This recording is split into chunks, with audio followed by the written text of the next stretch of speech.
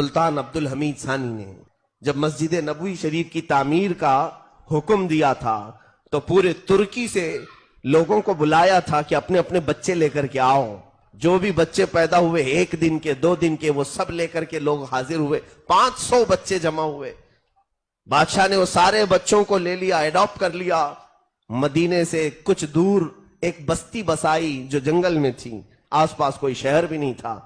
ان بچوں کے لیے پاکیزہ دائیں رکھی گئیں جو ہمہ وقت قرآن کی تلاوت کرتی تھی, اور یہاں تک کہ وہ بچے ختم قرآن کے ساتھ پورا دودھ پیتے تھے. 2 سال کے ہوئے تو ان کی زبانوں پر سب سے پہلی زبان عربی جاری ہوئی. ان کی ماں کی کوئی زبان ہی نہیں تھی, یعنی مدر ٹنگ تھی نہیں. جو انہوں نے دایا سے سنا وہی بولنے لگ گئے, قرآن ہی بولنے لگ گئے. اور جب بچے وہ 5 سال سے 7 سال کی عمر میں ہوئے تو سارے لوگوں کو حافظ قرآن بنایا گیا, اور پھر انہیں عالم بھی بنایا گیا. ہر ایک بچے کو ہنر سکھایا گیا. کوئی معمار بنا, کوئی الیکٹریشن. ان 500 لوگوں کی تربیت میں تقریباً 25 سال گزر گئے. جب وہ جوان 25 سال کے ہوئے تو ان کو لا کر کے مسجد نبوی بنائی گئی تھی. اور ان نوجوانوں نے جو مسجد نبوی بنائی, اپنے ہاتھوں سے جو اینٹیں رکھی ہیں, 300 سال کا عرصہ گزرنے کو آ گیا. ابھی 1960 اور 1970 کی دہائی میں دوبارہ مسجد نبوی کا کنسٹرکشن ہوا ہے. سعودی بادشاہ کے زمانے میں یہ جو ابھی آل چل رہی ہے, انہی میں کا ایک بادشاہ تھا جس نے توسیع کی اور بڑھایا ہے مسجد نبوی کو, بہت بنایا.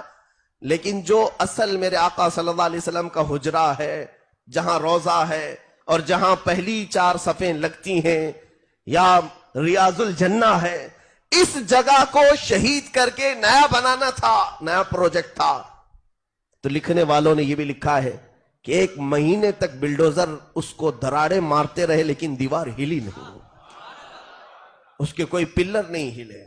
اسی لیے کہ میرے عزیزوں, ان بچوں نے جو ادب کا مظاہرہ میرے آقا کی بارگاہ میں پیش کیا تھا, اللہ اللہ, وہ اگر اینٹ بھی زیادہ ہوتی تو وہاں کاٹتے نہیں, 12 کلومیٹر دور لے جا کے کاٹتے تھے کہ اینٹ کے کاٹنے کی آواز سے میرے آقا کی بے ادبی نہ ہونے پائے.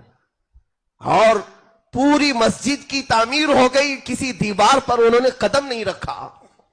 ایک لکڑا اس طرح سے زمین پر گاڑتے تھے, اس لکڑے پر ایک پٹا باندھتے اور اپنی کمر میں ایک پٹا باندھتے اور لٹک کر کے مسجد نبوی کی دیواریں بڑھایا کرتے تھے. پیر نہیں رکھا. اور اس کام کی برکت یہ ہے کہ آج تک وہ دیواریں ویسی کی ویسی ہیں, میرے آقا نے اسے ویسی قبول کیا ہے.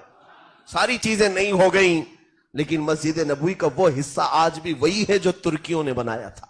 حضور کا حجرہ وہی ہے, میرے آقا کی جالیاں وہی ہیں, جالیوں کا ایک لوہا بھی بدلا نہیں. آج تک وہاں لکھی ہوئی عبارتیں بھی وہی ہیں. اس لیے کہ یہ چیز ہوتی ہے میرے عزیزوں, جب بچے کی صحیح معنوں میں تربیت ہوتی ہے اور وہ جوان اپنی تربیت کے انداز میں آ کر کوئی کام کرتا ہے تو مولا اس کام کو سدا قائم رکھ لیتا ہے.